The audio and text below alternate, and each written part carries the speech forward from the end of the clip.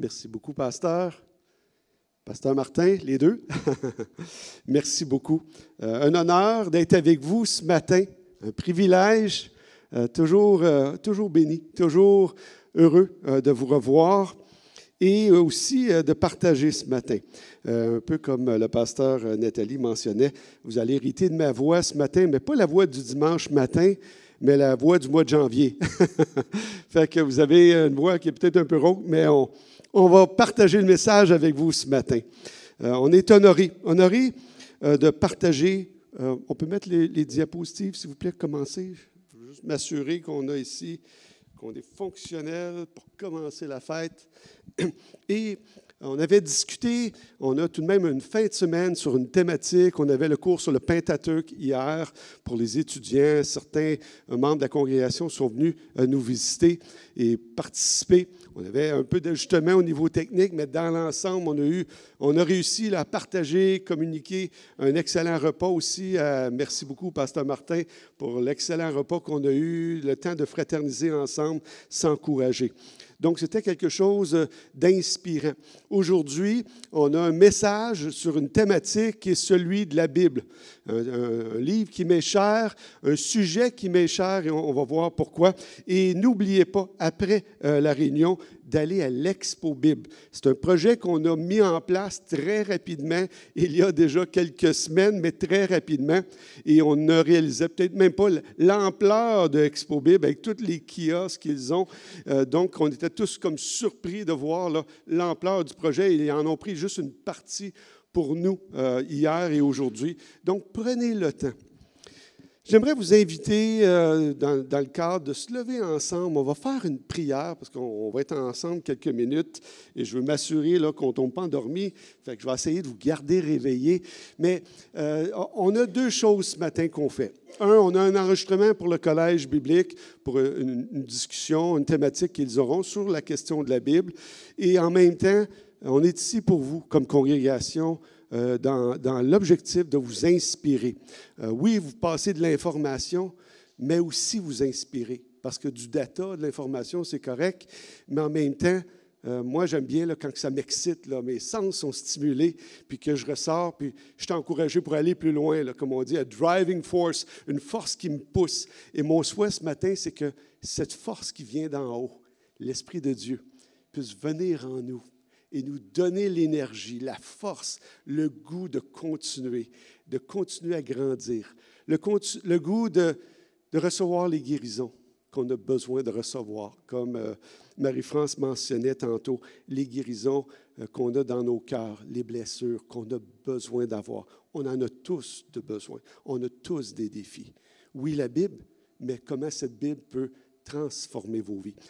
Prions ensemble. Seigneur Dieu, on ouvre nos cœurs à toi ce matin afin de recevoir qu'est-ce que tu as pour nous.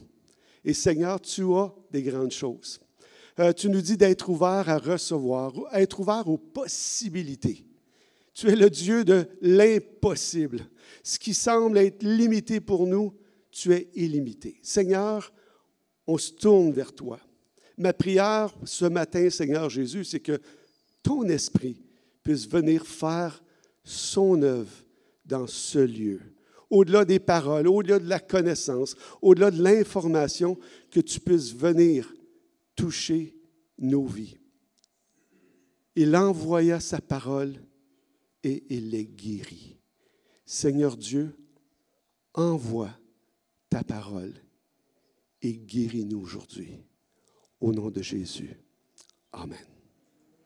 Vous pouvez vous asseoir. Belle parole, hein? Il envoya sa parole et il les guérit. La Bible, un sujet passionnant pour moi. Et j'en ai amené une ici en passant. Couleur militaire, hein, bien important. On est fidèle au poste. Et avant de commencer, on commence par quelque chose qui va vous stimuler. Il y a quelques années de cela, j'ai joint les forces en 2001. Certains d'entre vous le savez, certains d'entre vous ne le savaient pas, en 2001. Et ça s'est passé en 2001 au moment où ce qu'on avait le 11 septembre. Je suis sur mon cours de formation. Le commandant rentre à l'école. Je suis à Borden à ce moment-là. On est la classe. Le commandant rentre.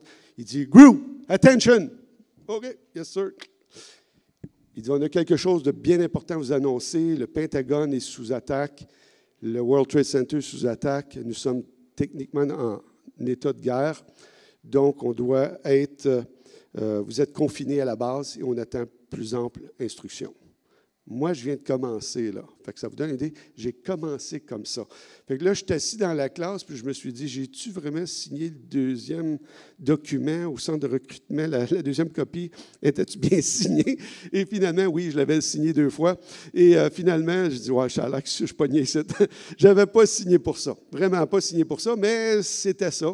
Et, mais malgré tout ça, j'avais la paix que j'étais à la bonne place. Et je suis resté. Et je ne suis pas sauvé, puis je serais arrêté en prison, fait que ça ne me tentait pas non plus. Fait que du ministère de prison, ce n'était pas vraiment mon appel à ce moment-là. J'ai dit, on va rester force armée canadienne. Et finalement, bien, on a servi, et à peine 2 ans et demi après, les forces canadiennes vont en Afghanistan. À ce moment-là, c'est Kaboul, la première mission. Et dans les semaines, les mois qui suivent, bien, ça se déroule. Et j'arrive à Kaboul en 2004, première mission en Afghanistan. Et un adjudant vient me voir, il dit, écoute, Padre, il dit, pourrais-tu, on discute, on se lie d'amitié, puis là, je disais qu'au Canada, je donnais des conférences sur la Bible à ce moment-là. Il dit, pourrais-tu faire une conférence sur la Bible? Mais j'avais des projecteurs, on parle en 2004, là. J'avais des projecteurs synchronisés, des diapositives, des slides, puis je me promenais dans les églises avec ça. Là, j'ai dit, ouais, bien là, tout mon kit est au Canada, comment importer le kit à Kaboul? Je dis, écoute, on ne peut pas faire ça. Puis j'avais un collègue au Canada, Daniel Bergeron, un frère, puis j'avais dit à ma femme, je dis, je demanderais peut-être à Daniel de toutes les scanner puis de m'envoyer ça. Mais le gars était tellement dédié, tellement bon. J'ai dit, je ne peux même pas lui demander ça, il va le faire, tu sais. Puis c'est tellement une tâche colossale. J'ai dit, on oublie ça. Et à ce moment-là, Internet commençait au début 2000. Puis là, j'ai tout retrouvé, parce que je connaissais mon message pas mal par cœur, tout retrouvé mes slides. Je vous ai monté une conférence sur la Bible en Afghanistan, à Kaboul. Et pour une période de 6 semaines, j'avais à la chapelle une conférence sur la Bible. On couvrait 1000 ans par semaine. Et il y avait plus de 60 personnes qui venaient à la chapelle. La chapelle était bondée, une petite tente, avec ma conférence sur l'histoire de la Bible. Et la Bible, le message touchait les gens. Quelques années après, la Bible va être publiée, version CADPAD, et au tout début, et encore là, on a un message d'encouragement du CDS, qui se trouvait le chef du département des Forces armées canadiennes, le général, si vous voulez. Et à l'époque, il y a quelques années, il mettait même sa signature en bas pour encourager les gens à lire la Bible. Ça, c'est dans le cadre des Forces armées canadiennes. J'ai été heureux, j'ai été enchanté, et ça continue, on va en reparler quelques minutes. La Bible, et le titre, le livre qui défie le temps. Et je vais avoir quelques points, mais ça va être vite, croyez-moi, quelques points pour les étudiants qui nous écoutent et ceux qui prennent des notes. Il va y avoir 7 points, très rapides. Trouvez les mots. Ça va être des mots qui commencent par trans. C'est pas super, on ne part pas en trans tout de suite, là, attendez. T-A-R-A-N-S, trans. Fait que ça va être facile à retenir. Pourquoi trans et pourquoi 7? 7, c'est le chiffre magique, comme on dit, c'est le chiffre sacré pour d'autres, pour nous en tout cas, un chiffre sacré, ça va vous aider à retenir. Mais c'est des points que j'ai, à force d'étudier, regarder, qu'est-ce que la Bible, en quoi la Bible est différente comme livre? Pourquoi la Bible, finalement? Et je veux voir ça très rapidement avec vous, mais rapidement, on va avoir le temps de s'amuser. Oui, ça fonctionne un petit peu. OK, il faut lui laisser le temps. Lui, il est encore à combien qu'il fait dehors, le moins combien, là? OK, on continue. La Bible, un livre qui est transparent. Première chose, premier point. La Bible est un livre transparent. Qu'est-ce que j'entends par ça? Le livre transparent, c'est que le livre n'est pas écrit comme d'autres livres qu'on pourrait connaître au Proche-Orient. La Bible décrit j'étais politiquement correct ici, hein, les gens dans leur faiblesse. Ce n'est pas juste les faiblesses, là. La Bible décrit les horreurs, les scandales, les dérapes que les gens ont fait. Et rapidement, habituellement au Proche-Orient, quand on écrit quelque chose sur un roi, par exemple, c'est les bons coups qu'il fait. C'est toujours les bons coups. Et puis même s'il n'en fait pas, on réussit à y en donner. Puis ça va être souvent. Vous allez voir chez les Babyloniens, le roi super fort avec un lion, il est en train d'y arracher la tête, ou il y a un petit lion. C'est toujours le roi qui est guerrier, qui est puissant. Il est toujours le meilleur, le plus beau, le plus fin, le plus bon. Il est le roi. Mais la Bible ne prend pas une lecture de l'histoire des événements de la même façon. La Bible, elle nous dit tel quel les choses comme elles sont. Puis ça, c'est inhabituel dans la littérature du Proche-Orient ancien. Même en Égypte, s'il y en avait un qui faisait vraiment une gaffe, on effaçait son nom sur les obélisques, puis on recommençait avec un autre. Aussi simple que ça. Dont le fameux roi Akhenaton qui a fait une réforme monolâtre autour du 13e siècle avant Jésus-Christ. Et on l'a effacé, on a tout détruit, on ne voulait rien savoir de lui parce que finalement, on n'est plus d'accord avec sa réforme. Ce que je veux vous dire, ici, on voit très rapidement, la Bible parle de l'échec d'Adam, de sa communion avec Dieu et de sa rupture de cette communion avec Dieu. L'échec de Noé s'est enivré, on dit qu'il a exposé sa nudité. Pour les théologiens, je ne veux pas vous choquer, ou monsieur, madame, aujourd'hui, exposer sa nudité dans le Lévitique, c'est plus que juste de se promener tout nu, comme on dit. Ça l'explique plus que ça. Et ça peut expliquer aussi le jugement, la malédiction que Noé a donnée à son fils Cam. Il était ivre, on dit qu'il a exposé sa nudité, son fils s'est moqué, mais le terme nudité implique beaucoup plus dans le livre de Lévitique, si vous le lisez, implique un acte qui s'ajoute avec ça. Donc, des fois, ça peut comprendre le caractère assez, la malédiction de Noé sur Cam, sur son fils, possiblement. Mais exposer sa nudité. C'est dérapes. C'était l'homme de Dieu, c'était le prophète, l'homme choisi, puis là, oups, il dérape. Les doutes, les mensonges d'Abraham, les compromis d'Isaac, le mensonge et tromperie de Jacob, l'inceste de Judas avec sa belle-fille Tamar, le comportement intempestif de Moïse. C'est le héros national, Moïse. Il casse les tablettes. Dieu dit, demande au rocher, frappe le rocher. Les aventures de Moïse, wow, tu ne mets pas ça dans une littérature habituellement. Au Proche-Orient, ça ne se fait pas. C'est le bon gars, bien on dit les bonnes choses.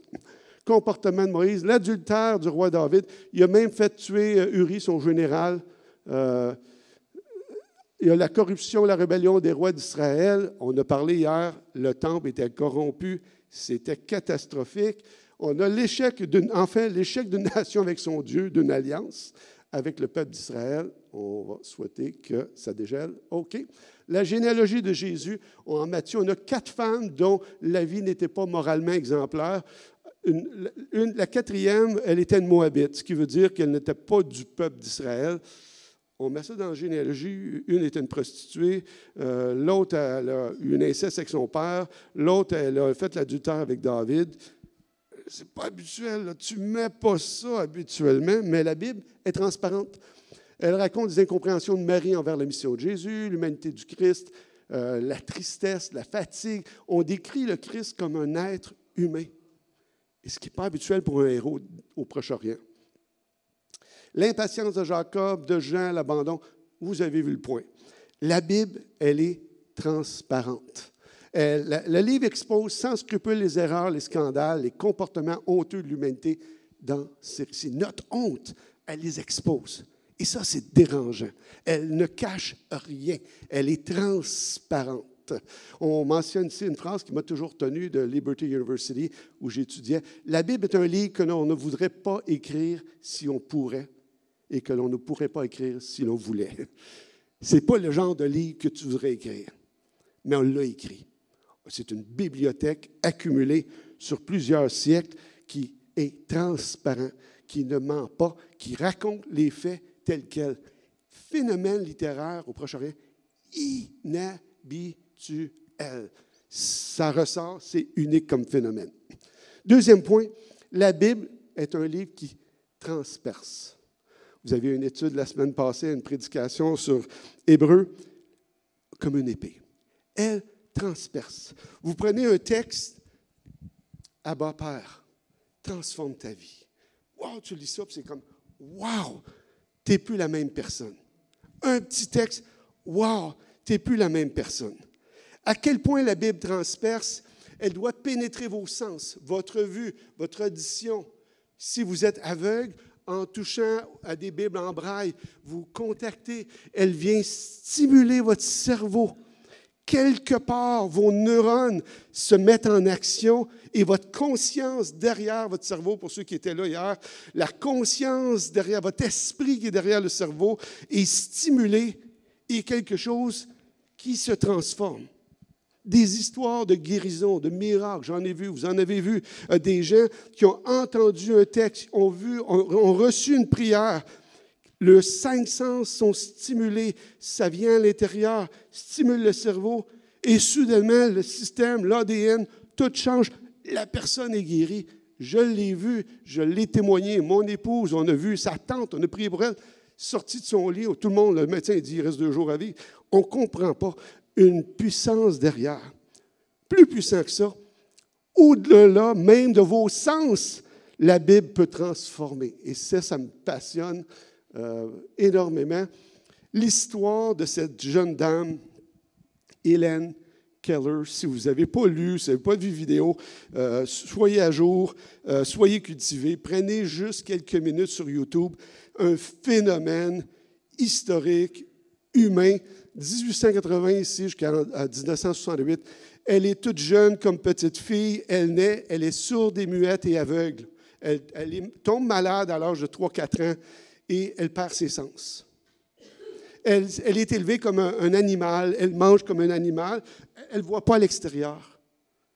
Elle mange, puis elle est tout sale, puis jusqu'à ce qu'elle rencontre une dame du nom de Anne Sullivan qui prend soin d'elle et qui va l'enseigner le braille éventuellement, mais à communiquer avec le monde extérieur parce qu'elle est absorbée dans sa souffrance, dans ne pas voir, ne pas entendre, ne pas être capable de parler. Elle est prise avec elle-même. Et dans tout ça, l'absence de ses sens, le message de Dieu, la Bible, transperce et touche la conscience, le cœur d'Helen Keller. Elle naît, ce qu'on appelle dans notre langage, de nouveau. Une prise de conscience. Elle est transformée. Est-ce qu'elle est guérie? Non. Elle va continuer à être sourde, muette et aveugle, mais elle va apprendre à parler. Tu comment ça? Ça, c'est puissant. Elle apprend à parler. Et elle va parler. Il y a des vidéos, vous pouvez voir Helen Keller parler. Plus tard, elle va compléter un baccalauréat. Vous avez la misère, des fois, à vos études. Helen Keller, sourde et muette aveugle, a complété un baccalauréat.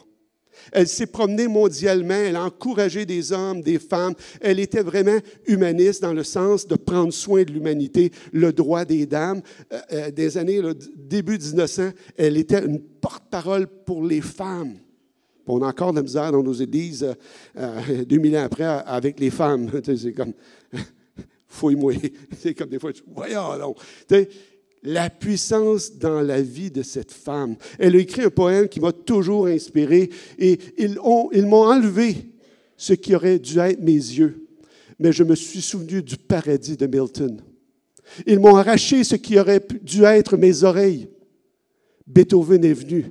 Il a essuyé mes larmes. Ils m'ont enlevé ce qui aurait dû être ma langue, mais j'avais parlé à Dieu quand j'étais jeune. Il ne les laissera pas emporter mon âme. Possession dont je possède toujours la totalité. Helen Keller. En anglais, c'est poétique. Mes sens m'ont été enlevés, mais Dieu n'a pas permis qu'on m'enlève mon âme. Puissance du message de Dieu dans la vie d'un être qui ne voit pas, qui n'entend pas et qui ne parle pas. Et un miracle. Et le film qui a été fait d'Helen Keller, c'est The Miracle Worker, ceux qui font des miracles, avec l'histoire de Anne Sullivan, qui est son professeur. Une histoire renversante, une histoire que j'en ai les larmes chaque fois que je pense, ça défie l'imagination pour moi. Comment que ce livre, dans la vie de Anne Sullivan, qui est transmis à elle, qui non seulement la révolutionne, mais elle révolutionne le monde littéralement, la dame, dans son comportement. Elle allait voir les militaires comme un aumônier, elle les encourageait. Elle qui est sourde et muette et aveugle, elle les encourageait. Tu dis, wow, ça c'est puissant. J'ai encore des croûtes à manger, comme on dit en québécois. La Bible inspire l'humain à la transcendance. Le message du Christ appelle au dépassement de soi, et c'est ce qu'on voit dans l'histoire d'Helen Keller, un dépassement sur le dépassement de toutes les limites que vous pouvez penser, imaginer ce matin. Dieu vient, le message de l'Évangile vient, transforme cette femme de façon absolument incroyable. La Bible vous appelle, m'appelle à me dépasser, à me transcender, d'aller au-delà de mes limites physiques, mentales, même émotionnelles. Les blessures du passé, le rejet que vous avez connu, les stigmas sociaux, familiaux. La Bible appelle à vous sortir de tout ça et à vous transformer. Et ça, c'est en soi très puissant. Une autre histoire qui m'a toujours béni, c'est l'histoire d'Akiane Kramaric. Jeune fille, qui connaît l'histoire? OK, j'en ai quelques-uns. Allez vérifier, incroyable. Une fille dont les parents ne sont pas chrétiens, donc il n'y a pas d'héritage judéo-chrétien. Il y a un héritage, le père, mais il n'était pas vraiment. La mère était athée, mais ce n'était pas populaire dans la maison. Mais elle, comme jeune enfant, elle est inspirée par Dieu, quelque chose, puis elle peinture, elle dessine. À l'âge de 4 ans, elle disparaît. On ne sait pas où elle est, on la cherche, la police fait des recherches. On la retrouve, mais la jeune fille dit qu'elle a été enlevée au ciel. OK. Tu sais, des fois, les enfants ont beaucoup d'imagination. Elle est au ciel. OK. Mais là, le problème, c'est pas qu'elle est au ciel, puis qu'elle dit qu'elle est au ciel. Elle dit qu'elle a vu Jésus, que sa vie a été transformée par cette expérience-là. Et quand elle raconte l'histoire, bien entendu, ça l'émeut, ça la touche et ça l'inspire. Elle se met à dessiner des peintures. Elle va faire cette peinture en l'espace de 40 heures à l'âge de 8 ans. Ça me prendrait ma vie pour même pas je ne peux même pas y penser. C'est hors de mes capacités. Il s'est passé quelque chose dans la vie de cet enfant. Elle peint de façon miraculeuse. Ça transcende, comme on dit, ça dépasse l'imaginaire, la capacité humaine. C'est un phénomène qu'on n'a pas de mots. Certains vont dire que c'est un miracle, si on peut prendre le terme miracle, mais en tout cas, peu importe le terme que vous voulez prendre ce matin, ça dépasse, pour moi, ça dépasse la fiction, ça dépasse l'imaginaire. Oprah Winfrey l'avait interviewé, ils ont vendu ses peintures, ça l'a transformé sa vie, la vie de ses parents financièrement aussi, on s'entend. Tout le monde était bien content, mais elle ne l'avait pas fait pour ça. Elle le peint le Jésus qu'elle dit avoir vu au ciel, puis elle l'appelle le prince de la paix. Ça, j'aime ça, le prince de la paix. Dans un monde troublé comme le nôtre, on a besoin de la paix. Puis là, non seulement on a besoin de la paix, mais on a besoin d'un leader qui amène la paix. Et Dieu sait qu'il n'y en a pas beaucoup sur sa liste présentement. Un leader qui incarne la paix, la sérénité, la paix intérieure, la guérison intérieure. La jeune fille peint le prince de la paix. Au-delà de l'imagination, la transcendance. Combien de gens, par le message de la Bible, ont été transformés. Quand je suis à la base militaire, j'ai une série de photos que je montre aux jeunes recrues de la transcendance et de la spiritualité et de Dieu. Combien d'athlètes mondiaux, et j'en ai une liste, je pourrais passer là, 10-15 minutes, ce n'est pas le but. Le but est de vous montrer que du monde, des champions olympiques vont dire que oui, c'est ma foi en Dieu, c'est ma foi en Christ, c'est ma foi dans la Bible, c'est ma foi, on a vu tantôt, là, Jean 3,16, on peut penser même à notre fameux joueur de hockey, le goaler, Carey Price, à un moment donné, Jean 3,16 sur son casque. Ma nièce travaillait pour le fameux goaler qui était au mariage de ma nièce, on l'a rencontré. Un homme qui n'a pas honte de sa foi, il partage, transformé par la parole de Dieu. La Bible vous appelle, m'appelle à me dépasser. Quantité d'artistes, la Bible a été pour eux artistes, chanteurs, on peut penser à Bono ici. Donc, la Bible nous appelle à la transcendance, à se dépasser, le dépassement. La Bible a été transcrite, un autre mot, transcrite, avec précision sur des matériaux, des tablettes d'argile, papyrus, et bien entendu sur des peaux d'animaux, des parchemins. Plus tard dans l'histoire, bien entendu. Les découvertes de la mer Morte, on parle de quantité de manuscrits qui ont été découverts. Les archéologues vont dire que c'est une découverte du siècle. On est remonté à 2000 ans en arrière pratiquement avec des textes bibliques dont on n'avait aucune évidence à ce moment-là. On a découvert des textes de l'Ancien Testament, plusieurs. Enfin, on pourrait en parler des heures, mais je ne veux pas juste vous donner du data ce matin, mais je veux vous inspirer. Oh, on revient ici. Comment? Aide-moi, please. Transcende avec moi, please. OK, on recommence. Encore un autre petit coup. Les tests bibliographiques. Vous faites des tests là, au niveau de l'écriture, au niveau de la littérature. Deux éléments du test bibliographique. Il faut que le phénomène littéraire, en tout cas, il y ait une bonne quantité de manuscrits et qui remonte très tard dans le temps. Bien, la Bible a les deux. Elle dépasse toute forme de littérature mondialement au niveau de la quantité et au niveau de l'âge qu'elle appartient. Les 4 grandes Bibles que j'ai mentionnées hier, j'ai été privilégié à Londres avec mon épouse d'aller à la bibliothèque ou la librairie de Londres et de voir le fameux Codex Sinaiticus. C'est quoi cette affaire-là? Pas les sinus, pas cosinus, c'est pas sinus. Sinaiticus, c'est le nom qu'on lui donne en latin. Et ce codex-là, on le voit ici, là, Éphrem, Alexandrinus, et il remonte à environ 360 ans après Jésus, tout à côté du Vaticanus, celui qui est au Vatican. Il y en a 4 grands. Éphrem, on a Alexandrie, Alexandrinus, Vaticanus et Sinaiticus. Des Bibles complètes qui remontent à pratiquement, là, on est près de 1700 ans, si vous voulez. Unique, là. On n'a pas ça nulle part. Là. Comme littérature mondiale, c'est unique.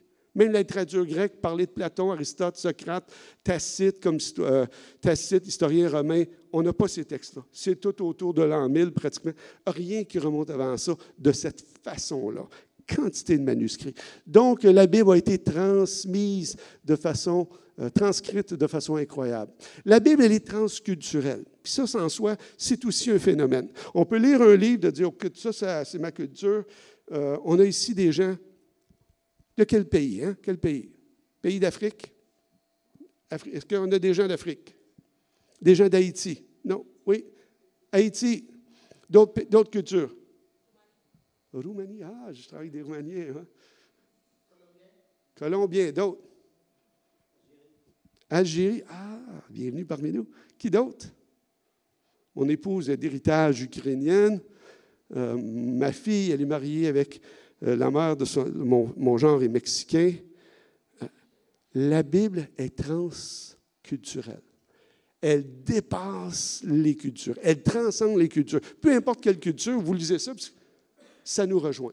Pourtant, culture juive, Proche-Orient ancien, culture grecque, le Nouveau Testament, les gens lisent ça, peu importe, ça les touche, ça les transforme, et on va le voir, ça. Donc, transculturel. L'Ancien Testament, originalement, écrit en hébreu et en araméen, on connaît ça. Il a été traduit en grec. Ça a été toute une saga. Le texte hébreu, on ne touche pas à ça. Dieu parlait seulement en hébreu. Le seul problème, c'est que là, personne ne comprenait parce que ce n'était pas des Hébreux. Et là, il y a eu 70 Juifs. Eux autres ont dit, nous autres, on parle grec, puis on va faire une Bible avec ça. Oh non, ils ont été excommuniés, comme on dit, mais ils ont traduit la Bible en grec, qui est la Septante qu'on voit ici. Et ça va être une transformation mondiale. On va la traduire par la suite en latin, parce qu'on s'entend que les Romains avaient le pouvoir à ce moment-là. Et là, on ne comprenait pas le grec, pas l'hébreu. Là, on parle le latin, on traduit la Bible en latin. Donc, tout le monde, et c'était rendu le texte sacré, Il ne fallait pas toucher au latin, on se rappelle. Hein? Même il n'y a pas tellement longtemps, les messes catholiques étaient faites encore en latin. Et il y en a encore qui, excusez le terme, ils triplent là-dessus. Là, c'est correct. Tu sais. Mais si personne ne comprend, bien là, moi, je trouve que ce n'est pas correct. Dans le sens que je veux comprendre ce qu'on dit, personnellement. À moins de parler vraiment langue et d'être capable de tout traduire ça, mais je n'ai pas ce don-là. Elle était aussi traduite, bien entendu, John Wycliffe, Jean Calvin. Calvin, hein? On parlait de ça tantôt, en allemand. Et une belle histoire ici, 600 ans après Jésus, on a l'histoire de Bédé le Vénérable. C'est un genre de moine consacré et à traduire les textes, et enseigner. Et à un moment donné, il est en train de mourir. Et durant les derniers moments de son décès, il va compléter la traduction en anglais de l'Évangile de Jean. Et il y a un petit jeune qui prend les notes, et il y a quelqu'un qui lui lit le texte, puis lui le traduit, puis un petit scribe, il prend, puis le dernier souffle de Bédé le Vénérable, l'Évangile de Jean a été traduit en anglais, les derniers mots. Il est mort en traduisant la Bible. Au-delà des cultures, la Bible est un message qui transforme. On a plus de 756 langues. Maintenant, la Bible a été traduite. Phénomène littéraire, définitivement un phénomène littéraire. La Bible et sa transmission. Elle a été transmise. Elle a été passée de siècle en siècle, de millénaire en millénaire. C'est une grosse librairie, la Bible. C'est une librairie. On aurait ça de plusieurs livres dans une tablette. Hein? Et voilà qu'elle est transmise de siècle en siècle, de millénaire en millénaire. Des scribes ont consacré littéralement leur vie à transmettre ce livre. Un livre qui a fasciné des rois, avec passion. Les gens voulaient avoir ce livre, ces collections de livres. Des rouleaux, hein, du papyrus. Annick, merci pour des papyrus. Et elle m'a donné des papyrus lors d'un cours, et on les montre aux étudiants. Papyrus. Elle est écrite sur des textes, transmises, retranscrits constamment, effort après effort, pendant des millénaires, et dans des objections et des oppositions. La torture, la souffrance, la persécution. Mon épouse et moi, en 2017, on était à Rome. On était plusieurs fois à Rome et plusieurs fois en Italie par le travail quand j'étais en Belgique. Mais une fois, on s'est payé le luxe. On était dans les catacombes, le catacombe de Priscilla. Et on voit, comme on peut voir ici, des scènes bibliques gravées, peinturées dans les catacombes parce que les chrétiens devaient se cacher et pour traduire, ici, c'était transcrire les textes bibliques. Il y a des gens qui ont littéralement perdu leur vie pour cette transcription. Je vais vous montrer, espérant qu'il va fonctionner. J'espère qu'il va être gentil avec moi. Il n'est pas gentil avec moi. C'est pas grave, on va réessayer encore. Enfin, les inquisitions, les massacres. Écoutez, c'est l'histoire du christianisme, c'est l'histoire, la destruction des textes bibliques. On ne voulait pas les traduire. Il fallait garder ça en latin. On a brûlé, on a tué des gens, on a brûlé des textes. Ça ne pouvait pas être en anglais, ça ne pouvait pas être en allemand, ça ne pouvait pas être en français. Des persécutions les plus rocambolesques, qu'on peut dire ainsi. Elle continue son parcours. OK. Ça, c'est bon. Il y a eu l'imprimerie qui va imprimer la première, en tout cas, la première chose qu'on sort de la première imprimerie ou imprimante, c'est la Bible. On a le leader en arrière. Le nom de la Bible? La Vulgate. En latin, mais écoutez, le premier livre. Allez en bas voir Expo Bible. Allez voir. Monsieur a reconstruit la fameuse imprimante, si on peut dire ainsi, presse pour ce texte-là. En tout cas, qui était les premières Bibles qui ont été imprimées par Gutenberg. Ici, j'étais avec mon épouse en Alsace, à Strasbourg, avec la fameuse statue, je ne sais pas si vous l'avez vu, Daniel, mais à voir, on est là, hey, Gutenberg. Incroyable. À travers le monde, le message est transmis. On a fait le musée du désert en France, mon épouse et moi, qui est dans les Cévennes. Et les Bibles étaient tout petites, là. Les dames se mettaient ça parce que les protestants étaient persécutés et on devait cacher les Bibles. On appelle ça des Bibles à chignon. Tout petit caractère. On met ça dans le chapeau.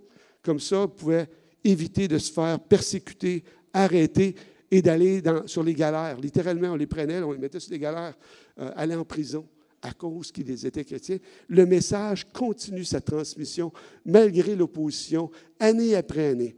En braille, pour ceux qui ne voient pas. Toucher des points, voilà que le message communique une sensation, envoie une vibration nerveuse au cerveau. Et le cerveau reçoit cela et se réjouit et est transformé. En braille, le message est transmis. Il y a quelques années, je le sais que je ne suis pas jeune. Mais nous autres, c'était hot il y a quelques années. Hein? C'était super hot d'avoir des CD. Puis même moi, j'ai connu ça. Là. J'ai connu ça. C'était mes grands-parents qui avaient ça. Quelque part dans une bibliothèque. Non. C'était à moi, là. Et je me rappelle les cassettes de Mario Massicotte avec des cassettes. Et j'étais concierge à l'église Trinity à l'époque, à Ville-la-Salle. Puis je lavais le plancher avec la mop. Puis je mettais des cassettes non-stop pour connaître la Bible. Puis on lisait la Bible. Il n'y avait pas d'iPod, il n'y avait pas d'iPhone, il n'y avait rien de ça. Mais je recevais le message. Je me couchais le soir, je mettais des cassettes. Puis j'entendais la Bible qui était lue. Je me suis réveillé à un moment donné de mémoire, c'était Jean 11. Je suis la résurrection et la vie, quiconque croit en moi vivra même s'il est mort. Et ça m'avait comme, en pleine nuit, je suis la résurrection et la vie. Ça m'avait tellement touché, je vous en parle, ça fait quelques années, je vous en parle encore parce que ça m'avait touché. La Bible, elle est transmise. Il y a quelques années, on avait un conférencier qui circulait au Québec, un ami, un collègue, qui est Mario Dutil, qui a fait le Mont Everest. Et Mario était la première équipe avec québécoise pour faire le Mont Everest. Dans l'histoire, c'était les premiers Québécois comme équipe qui font le Mont Everest. Il était 3. Mario est un croyant. Il dit, écoute, moi, je vais amener une Bible sur le top du Mont Everest. C'est parce que c'est pas possible. Pourquoi? Il dit, Normand, il fallait que je drille ma brosse à dents pour enlever les grammes de poids, pour m'assurer qu'elle est légère, parce que c'est ce gramme-là qui va te tuer quand tu arrives près du Mont Everest au sommet. Il fallait que ça soit léger. Donc, impossible d'amener une Bible comme ça sur le Mont Everest, même s'il était passionné. Il a rencontré un autre de mes collègues, de mémoire, Serge Tremblay, qui est au carrefour de la capitale, un ingénieur. Il dit, écoute, j'ai une solution. J'ai une Bible microfilm, tout petite. Elle ne pèse rien. Il dit, amène-la sur le Mont Everest. Et finalement, il a fait son expédition. Il est arrivé sur le Mont Everest, il a sorti son microfilm, il l'a rentré dans la neige, puis il est parti. Et son punchline, c'était « J'ai mis sur la plus grande montagne du monde la plus petite Bible du monde. » Et je l'avais invité à la base militaire de Longue-Pointe. Ici, on a le colonel Vaillancourt avec pas la secrétaire, mais elle était officier d'affaires publiques avec nous. J'ai vraiment eu du bon temps avec elle, avec lui, et Mario Dutil qui est là, habillé en militaire. Moi, on a touché des vies. Et croyez-moi, c'était un milieu non-croyant. Et quand que Mario Dutil raconte son histoire, qu'il a fait le Mont Everest, il te montre les vidéos, puis tu te dis « Wow, ça c'est hot, j'en ai vu des témoignages, ça c'était hot. » Puis quand à la fin, il arrive avec son punchline, « J'ai mis la plus petite Bible du monde sur la plus grande montagne. » Il n'y a plus personne qui pose des questions. Il n'y a plus personne qui dit hey, « Ouais, la Bible! » Non. C'est comme « Wow, ça c'est hot, man! Ça c'était hot! » C'était hot woman. C'était super hot pour tout le monde. Croyez-moi, là, c'était intense. Le message est transmis. Ah, oups, trop vite. Hey, come back. Come back. OK. Come back. Encore une fois, please. On arrive. Le message est transmis. Honnêtement, pasteur depuis 40 ans, entre 38 ans, mais j'ai commencé là, un petit peu plus vers 41 ans passés dans mes études, mais officiellement 38 ans, je n'ai jamais donné tant de Bible dans toute ma vie. Forces armées canadiennes. les gens viennent nous voir. Hey, je peux avoir une Bible? OK. Et bien entendu, dans le temps de l'Afghanistan, là, on avait 50 personnes qui arrivaient, des pelotons. On en passait plusieurs mille là, par année. Là. Et après un pep talk avec eux, un Padre Yao, je me mettais en arrière et je disais, écoutez, j'ai un cadeau du général. Il a signé son nom. Prenez-les pas. C'est votre choix. Mais je vais être en arrière, puis venez. Là, le monde, c'était des caisses de Bible. Des caisses de Bible. C'était incroyable. Aujourd'hui, on est plus prudent de se mettre à distribuer comme ça, mais les gens viennent me voir. On les distribue encore. Ça continue. De façon exceptionnelle, on avait pris même une photo ici. Vous voyez, là, les militaires tout contents. Le message est transmis. Il y a mon ministère, présentement, se fait à la base militaire de Saint-Jean à la Méga. Daniel était avec nous il y a 2 semaines de cela. Je vis encore une autre expérience incroyable de la transmission du message. Il y a quelques années, j'ai rencontré une dame. C'était une jeune fille à ce moment-là. Je rentre au service funèbre de ma tante à Saint-Timothée et on est dans l'Église catholique et j'entends sur un CD un chant et une belle voix. Puis là, je regarde partout dans l'Église, on fait un scan. Puis là, oups, je regarde dans le coin, il y a une petite fille de 17 ans avec un micro, puis elle est tout petite, puis c'est sa voix qui sort dans le speaker. Je me suis dit, ben voyons donc, c'est impossible. C'était Audrey Cousineau. Et quand j'ai entendu la voix d'Audrey, j'ai dit, il faut que je travaille avec cette fille-là. C'était comme, il faut que je sois avec elle. Il faut que je fasse quelque chose avec cette dame-là. Dans les mois qui ont suivi, j'ai eu un adjudant, un frère, Daniel Bergeron, qui nous a quittés du cancer, malheureusement. Et j'ai appelé Audrey, j'ai dit, écoute, peux-tu venir chanter pour le service funèbre? Elle a dit oui. Elle est venue au service funèbre à Sherbrooke pour chanter. Nos vies étaient un petit peu mouvementées comme militaires, perdu contact avec la jeune fille à ce moment-là de 17 ans. Et voilà que je me retrouve à Ottawa, je m'en vais en Europe pendant 3 ans, en Belgique. On revient à Québec en 2018, on fait à peu près 5 ans. On déménage ici à Saint-Jean-sur-Richelieu. Et malheureusement, ma belle-sœur, la seule sœur de mon épouse, est décédée l'année passée, en décembre. Et on a fait un service funèbre en janvier. Puis là, je regardais dans ma tête, qui pourrait chanter, qui pourrait chanter, qui pourrait chanter. J'ai pensé à des chanteurs que je connaissais bien, qui ont fait du ministère avec moi, mais qui est rendu à 60 ans. J'apprends quelque chose de plus up-to-date. Puis là, oups, je pense à qui? Audrey Cousineau. Mais ça, je ne me rappelais même plus du nom. Là, je commence à fouiller, trouve le nom Audrey Cousineau. J'ai envoyé un texte. J'ai dit, Audrey, te rappelles-tu de moi? Elle dit, ben oui. J'ai dit, tu viendras-tu chanter pour ma belle-sœur, pour son service? Elle dit, ben oui. Elle vient chanter. Par la suite, on vit quelque chose ensemble. Je dis, écoute, Audrey, la base militaire, ça t'intéresserait-tu? Elle dit, ben oui. Fait qu'Audrey, c'est ben oui. Tu sais, c'est comme une passionnée. Elle m'a dit, ma vie a changé beaucoup depuis le temps que tu m'as vu. Je dis, partage. Elle dit, bien, j'ai fait mon bac en musique à McGill depuis, parce que là, Audrey est rendue à 30 ans. J'ai fait mon bac à McGill en musique. Elle dit, j'ai fait une maîtrise en production. J'ai été faire ça aux États-Unis. Puis, j'ai fait mon stage en Espagne. Ça, c'est Audrey. Là, elle dit, bien, je travaille au Casino de Montréal comme DJ aux 2 semaines. J'ai fait le Festival des Montgolfières. Je vais à Ottawa, je vais au District. Elle est connue, là. Je dis, ouais, mais tu sais, tu viendras-tu à la base militaire, Chapelle? Elle décide de venir.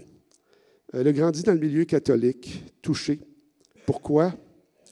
Bien, Audrey, très jeune, elle était atteinte d'une maladie du système immunitaire.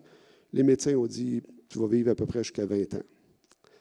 Et Audrey, par la foi, ses parents ont prié, oui, catholiques, ils prient aussi en passant, puis ils reçoivent aussi en passant, ceux qui ne savaient pas, désolé, mais ça marche. C'est le même Dieu. Et reçu la guérison, en tout cas une touche incroyable. Audrey a dit, moi, s'il me reste quelques années, je mets le paquet. Elle est à l'université, elle n'a pas arrêté. Aujourd'hui, Audrey, elle a 30 ans. Elle est aussi passionnée que nous. On a du fun ensemble de voir comment que Dieu fait son œuvre avec les militaires chaque dimanche. Et juste avant Noël, on a eu un projet, on voit Audrey ici, c'est moi qui monte les slides. On avait 220 personnes qui sont venues à notre concert de Noël, les recrues. Dieu transmet son message. C'est la voix d'Audrey, c'est le petit vidéo de nos activités.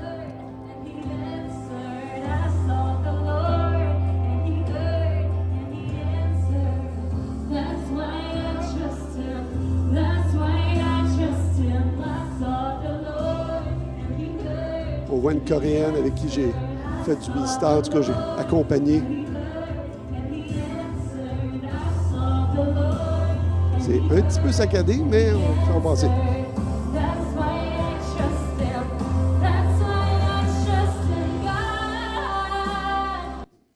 Chaque dimanche, on est avec Audrey et c'est son ministère qu'on est, mon épouse et moi. Une grâce de Dieu. Pour moi, elle est une grâce pour nous. Je lui souhaite de bonnes choses et c'est beau de voir comment elle est transformée et qu'elle transforme les gens. La Bible est transmise. Elle a été transmise même aujourd'hui. On est passé avec les CD, avec les cassettes, avec... j'ai ma Bible, j'ai une encyclopédie là-dedans, j'ai à peu près n'importe quoi. Avec un apps, la Bible est transmise comme jamais. À travers le monde entier, pendant qu'on se parle, le message circule, il est transmis. La Bible, dans son message, transforme. Là, le 7e point. Transforme. Je pense qu'on en a parlé en masse, mais on va continuer à amener un dernier point ici. En Corée, par exemple. Et moi, ça me fascine, les réveils qu'ils ont connus par ce message de la Bible. Et on avait MCF, Military Christian Fellowship, c'était des militaires. Des milliers se rassemblaient. Ils étaient des chrétiens qui louaient, adoraient. Il y a quelques mois, avec Audrey, lors de nos services du dimanche, une séquence, beaucoup de nos recrues venaient de la Corée, qui ont déménagé au Canada. Ils étaient tout en avant, puis ils chantaient avec les mains comme ça, en avant, tu sais, puis c'est pas commun à la base militaire, tu sais, avec les mains, puis en l'air. Puis de voir ces jeunes Coréens tellement enflammés, même Audrey, parce que souvent, on avait parce que beaucoup ne sont pas chrétiens en passant là. Ils viennent à la chapelle pour la première fois. J'ai reçu un texte hier. Quelqu'un disait, hey, Normand, je veux t'encourager. Un jeune est venu, puis il a donné sa vie à Christ suite à ton message la semaine passée. Ah, wow, OK. Gloire à Dieu. C'est comme ça se fait. Ils viennent, quelques semaines, sont touchés, retournent à leur affectation sur une base X transformée. Le message de la transformation de Dieu à travers la Bible. Elle transforme. Je vais m'assurer de l'heure. On termine. La Bible transforme. Ah oui, come on, help me. Des milliers. Et je pourrais avoir des gens en Haïti, des gens en Colombie, des gens en Amérique du Sud, des gens en Asie. Pasteur René Lucier, j'ai été en Chine distribuer des Bibles. Celui qui est responsable de l'Expo Bible, Daniel Simoneau, a été distribuer des Bibles. On est des passionnés. On était ça en Chine, où on aurait pu se retrouver en prison. On a fait ça, mon épouse et moi, en 91. On va skipper les détails. On est survécu, bien entendu. Mais le message est transmis et il transforme. La Bible. Le livre qui défie le temps et l'espace. Un livre transparent, un livre qui transperce, un livre qui inspire l'humain à la transcendance, un livre qui a été transcrit avec une précision, le livre qui est transculturel, le livre qui est transmis malgré les obstacles, le livre qui transforme les vies, ma vie. Vos vies, le livre. Amen. Je vous invite à vous lever, on va faire une prière. Pour inviter celui qui a inspiré ce livre à transformer les vies, donner l'espoir, la consolation, le réconfort dans cette vie remplie d'obstacles. La vie est remplie de défis familiaux, personnels, émotionnels, des guérisons qu'on a besoin. La bonne nouvelle ce matin, c'est exactement ça. La Bible est une bonne nouvelle, un message d'espoir, de l'amour de Dieu, l'amour de Christ pour nous, mort sur la croix et ressuscité, qui s'est manifesté à ceux qui étaient près de lui, les disciples, et qu'ils ont payé de leur vie pour avoir transmis cette bonne nouvelle. Aujourd'hui, cette bonne nouvelle vous atteint. Aujourd'hui, cette bonne nouvelle, elle est accessible à vous, le message du Christ mort sur la croix, ressuscité. Promesse d'envoyer son esprit. Et ma prière ce matin, son esprit parmi nous, dans vos vies, dans votre cœur, dans votre âme. Seigneur Jésus, merci. Merci pour ta parole que tu envoies et qui guérit, qui transforme, qui console, qui réconforte, qui donne espoir dans un avenir meilleur, sur terre et dans l'au-delà, dans le lieu que tu as dit, le paradis, paradisios, le jardin des riches, le jardin des riches et des rois. Là où tu règnes, Seigneur, tu nous appelles un jour. Seigneur, je te prie de venir nous consoler, nous transformer, nous aider à nous dépasser pendant que nous sommes ici-bas sur cette terre, attendant cette rencontre qui va nous transformer pour de bon. Seigneur, bénis mes frères, mes sœurs, et que ton esprit puisse descendre dans ce lieu par ta présence. Que tu puisses venir faire ton œuvre par cette parole. Au nom de Jésus, nous te prions. Amen. Amen. Pasteur.